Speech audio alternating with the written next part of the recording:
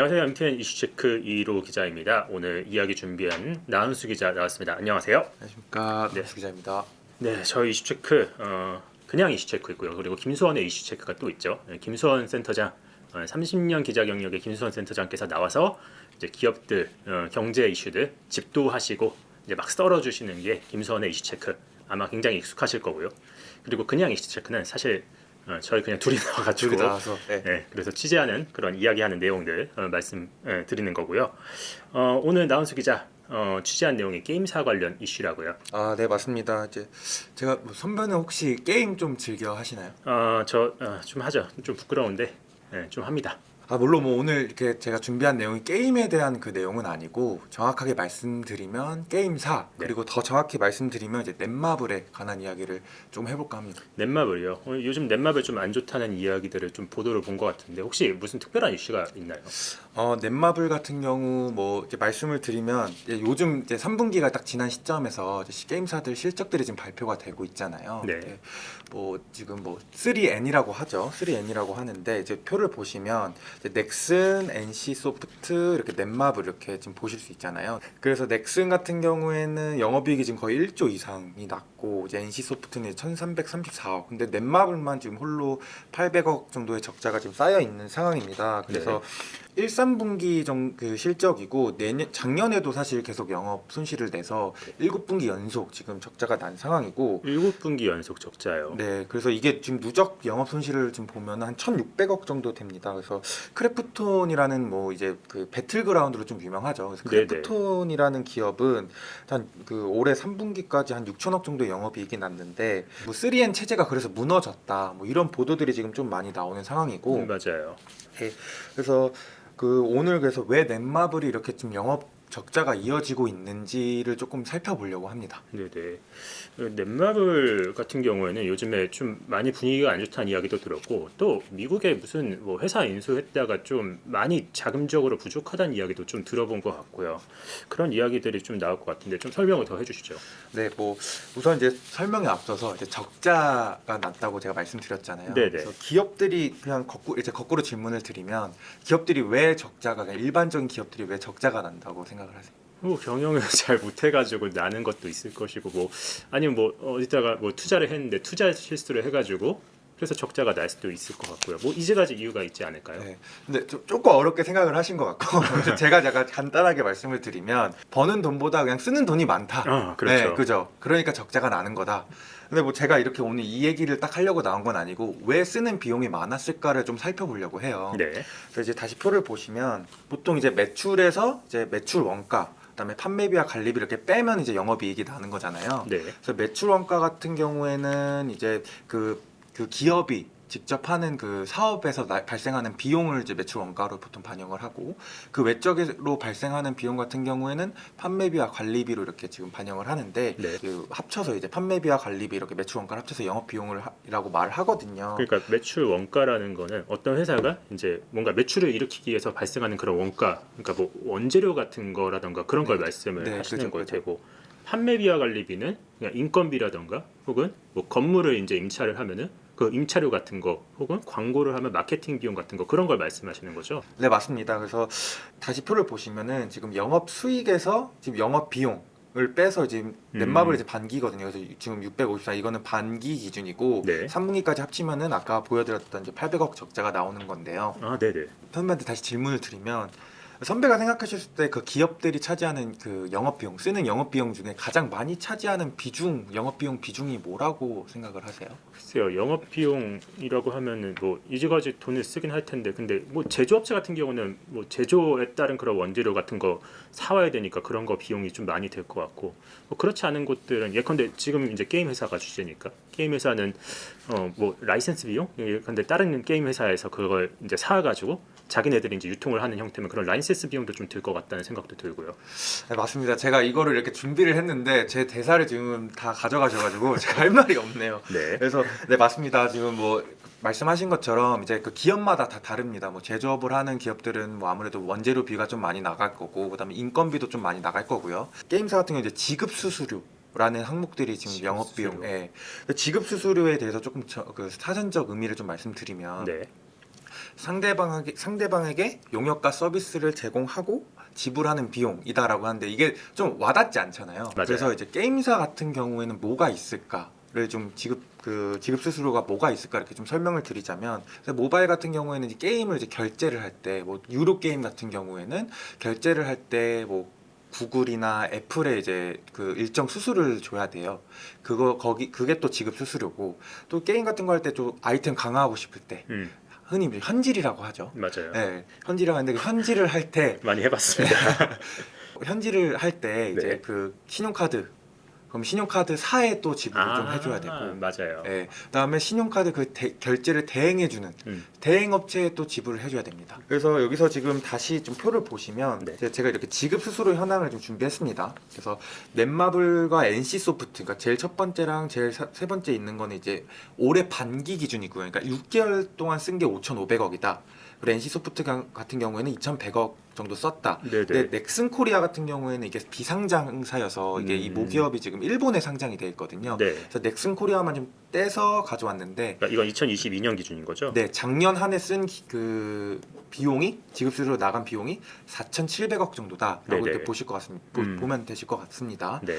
그래서 이거를 이제 감이 안 오니까, 그럼 내가 매출 중에 얼마나 이 지급 수수료를 지불을 하느냐, 이걸 좀 볼 필요가 있어서 이제 괄호친 내용이 매출의 몇 %다 네네. 라고 지금 보면은 이제 매출의 45%가 이제 넷마블은 100원을 벌어서 45원 정도를 이제 지급 수수료를 내는 거고, 네. 이제 뭐 넥슨 코리아는 19%, NC소프트는 23% 이렇게 낸다고 보시면 될 것 같습니다. 우리가 3N이라고 하는 회사가, 그러니까 다들 돈을 잘 버니까는 3N이라고 그냥 묶어서 이야기를 하는 걸 거 아니에요.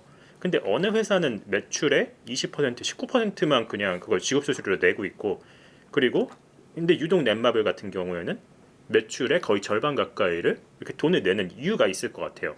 네, 제가 지금 이제 지급 수수료를 이제 결제 관련 내용이라고 말씀하셨잖아요. 네네. 근데 여기서 하나가 더 있습니다. 음. 아까 말씀하셨던 것처럼, 제일 초반에 말씀하셨던 것처럼 이제 저작권료를 또 원작자한테 지불하는 비용 역시 지급 수수료라고 하는데요. 네네.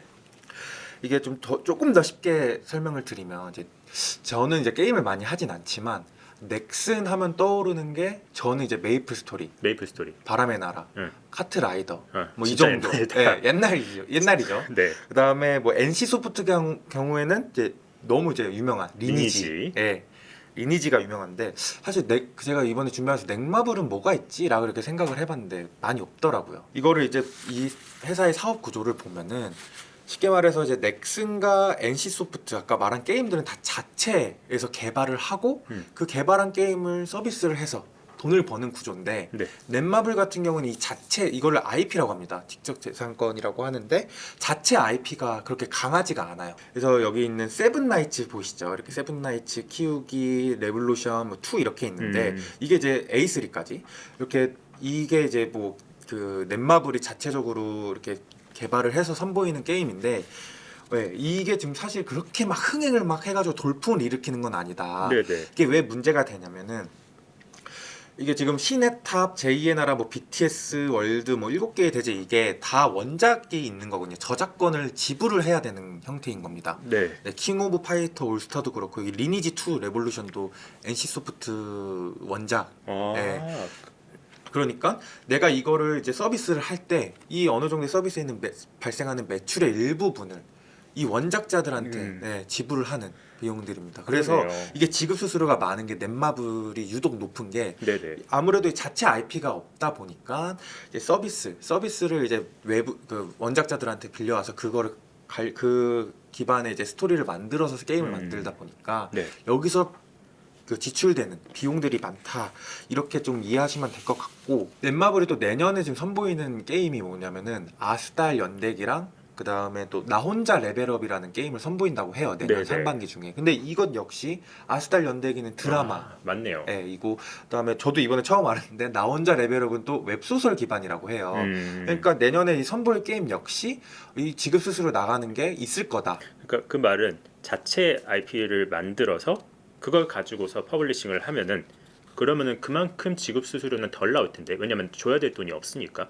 근데 여기 같은 경우, 그러니까 넷마블 같은 경우에는 워낙 외부 거 IP를 많이 사와서 퍼블리싱을 하다 보니까 거기에 발생하는 외출 가운데 비용이 상당 부분 발생한다. 그런 뜻이 되는 거죠. 네, 정확하십니다. 네, 그래서 이제 넷마블도 고민이 많겠죠.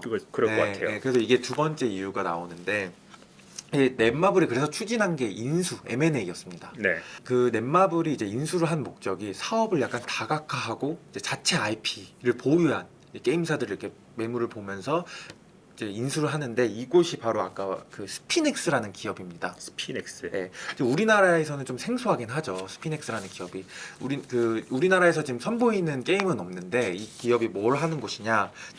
소셜 카지노라고 소셜 카지노요. 약간 슬롯 돌려가지고 이렇게 뚜루루 뭐 약간 이런 게임을 좀 선보이는 건데 우리나라에서는 이게 지금 그 제도상 선보일 수 없어서 근데 그거를 그러니까 해외에 있는 그 카지노 회사에 투자를 한다. 네. 그러면은 진짜 이거 내리는 그 아니요. 이것도 웹 기반이긴 그러니까 모바일 기반이긴 합니다. 그러니까 온라인 카지노에 투자를 했다는 말씀이신 거죠. 그래서 소셜 카지노 업체인데 그래서 이 그 넷마블이 당시에 이제 인수한 비용이 2조 5천억입니다.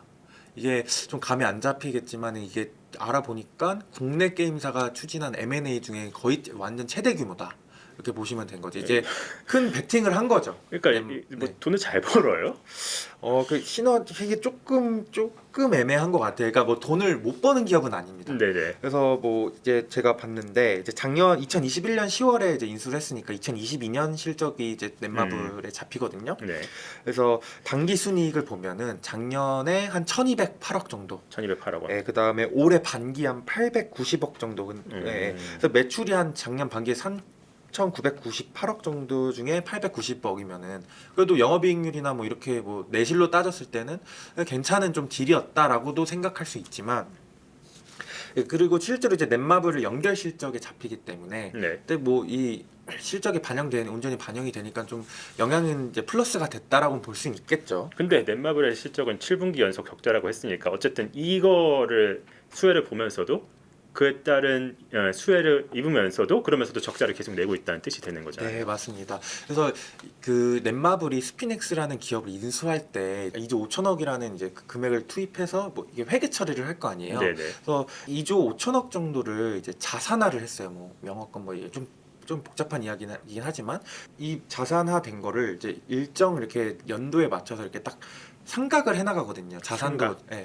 기계 설비가 이제 노후화될 때 이 가치가 떨어지는 것처럼 네네. 이런 인수한 것도 이제 무한 자산화를 하면 일정 액만큼 일정 연도에 일정 액만큼 감가상각을 합니다. 아. 예. 근데 이게 그 작년에 한 6천억 정도의 손상차손이 발생했어요.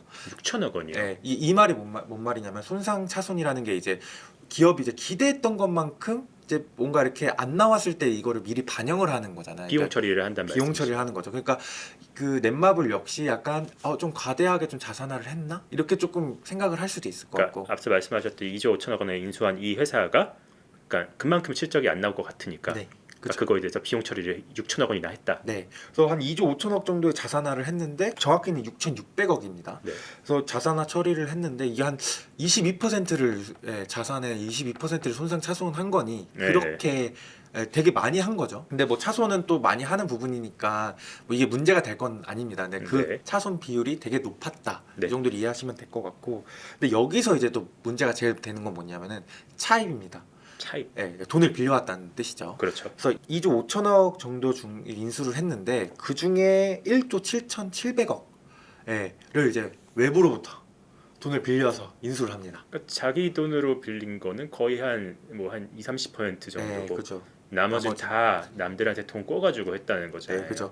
그러니까 이게 1조 7,700억 정도를 단기 차입으로 조달을 했다, 뭐 이렇게 들리는데, 네. 근데 지금 이 현 시점에서 이제 1조 7,700억 중에 얼마나 갚았다, 막 이런 걸 넷마블이 공식적으로 이렇게 밝히고 있지는 않아요. 뭐 굳이 밝힐 이유는 없으니까요. 근데 제가 이제 좀 반기 보고서를 좀 샅샅이 좀 봐보니 인수금융으로 이렇게 좀 잡혀 있더라고요. 그래서 네네. 대충 이렇게 조금 감안을 그거를 좀 보니까 1조 1천억 정도가 이제 인수금융으로 잡혀 있어요. 1조 1천억 원이요. 네, 그래서 한 6천억 정도 아, 갚았다라고 보시면 될 것 같고, 그러네요. 근데 그래도 굉장히 지금 많은 금액이 남아 있는 거죠. 갚아야 할 금액이. 이게 아마 내년까지 이제 단기 차입을 해야 됩니다. 상환을 해야 됩니다. 네네. 내년까지요. 네, 내년까지 상환을 정확히 제가 지금 기억은 안 나는데 내년 한 6월 정도로 저는 알고 있습니다. 그럼 기한이 지금 한 8개월, 7개월 정도밖에 안 남은 건데 네. 넷마블은 충분히 그걸 갚을 돈이 있나라는 생각도 좀 드네요. 네. 근데 이거 돈을 좀 살펴보기 전에 이제 그 이자도 되잖아요. 그렇죠. 네, 이자 네. 비용이 이자도 처음에 2021년 생각해 보면은 그때 코로나 기간이었잖아요. 네네. 그때 금리가 이제 이자 낮았죠. 올라갔죠. 그러니까 그때는 낮았죠. 나죠. 그 당시엔 2021년. 낮았고. 그래서 그때 한 연이자가 한 2.1% 정도 잡히더라고요. 네네. 근데 이게 매년 늘리다 보니까 이게 5.9%. 이자 비용, 네, 이자 네, 금리가 예, 그러니까 한 600억 정도, 660억 정도를 계속 이자를 좀 내야 되는 상황이다. 정말 이제 실적이 좋아서 이렇게 갚을 여력이 있으면 이제 뭐 이자 비용이 부담이 안 될 수 있죠. 그리고 갚아야 될 금액도 부담이 안 될 수도 있는데 네. 그 현금 말씀을 하셨잖아요. 이제 말씀하셨던 거죠. 차입은 이제 어쨌든 현금으로 지불하는 거니까 그 회사의 현금성 자산을 좀 봐야겠죠. 네네. 그래서 다시 좀 그 표를 보시면 제가 이렇게 현금성 자산 현황을 준비해 왔습니다. 그래서 넷마블 같은 경우에는 이제 아까 넷마블과 NC소프트는 올해 상반기 기준이고요. 네네. 넥슨코리아는 작년 기준입니다.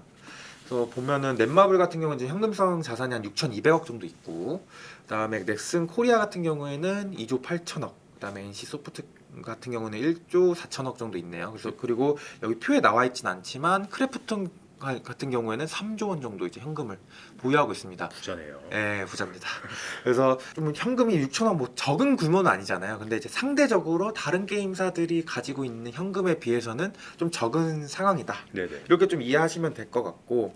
그래서 어찌됐든 이제 넷마블 입장에서는 이제 단기 차입금을 갚아야 되는 상황이어서, 근데 1조 1천억 원을 갚아야 되는데 6천억이면은 뭐 여기서 이걸 다 갚을 수는 없을 거고, 뭐 직원들 월급도 줘야 되고 이래야 될 거 아니에요. 그래서 그렇죠. 이거 이제 이 금액이 지금 부족한 상황입니다. 1조 1천억 원 대비 6천억 원은 좀 적은 상황이니까. 그래서 얼마 전에 지난 7일에 유동화를 합니다. 그게 뭐냐면은 이제 다시 보시면은 이제 타법인 주식 및 출자 증권 처분 결정이 공시가 나왔는데 하이브를 이제 넷마블이 보유를 하고 있었습니다. 네. 하이브 이제 뭐 BTS, 르세라핌, 뉴진스 이 기획사죠.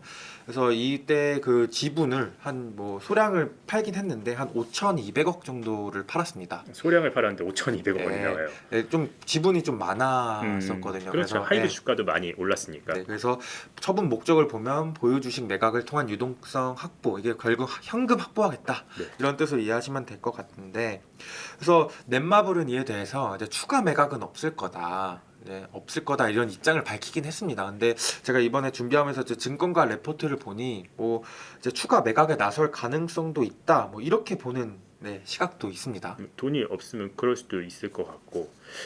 넷마블은 어쩌다 하이브 주식을 갖게 된 건가요? 이런 네네. 시너지가 날 거라고 생각을 했나 봐요. 사업적 시너지가. 그 BTS 월드라는 앱이 있었잖아요. 네네. 지금 워낙 BTS 유명하니까 이거를 조금 게임으로 좀 만들어서 하면은 매출이 생기지 않을까. 뭐 이런 좀 게임화 그 BTS 입장에서도 계속 그런 좀 관심을 좀 보여왔었고 그동안. 그래서 좀 시너지가 난다 생각을 해가지고 서로 이렇게 좀 지분을 했다 이렇게 보시면 될 것 같습니다. 넷마블은 돈이 어쨌든 지금 부족한 상황이고, 근데 얘네들은 지금 어떻게든 그러니까 돈을 조달해야 되는 상황인 것 같은데, 그래서 하이브 주식까지 팔았고, 그럼 이제 얘네들은 어떻게 되는 겁니까? 그러니까 뭐 계속 신작을 발표하고 뭐 이렇게 할 것 같은데, 그리고 또 아까 앞서 말씀드렸던 것처럼 뭐 비용 문제가 계속 지금 나왔잖아요. 그래서 오늘 영업 비용 위주로 좀 살펴볼 건데, 마지막으로는 조금 효율이 조금 아쉽지 않나. 그러니까 비용도 이제 투입하는 비용 대비 효율이 좀 아쉽다라고 조금 좀 정리를 좀 해봤습니다. 네. 기업들이 이제 투자를 하잖아요.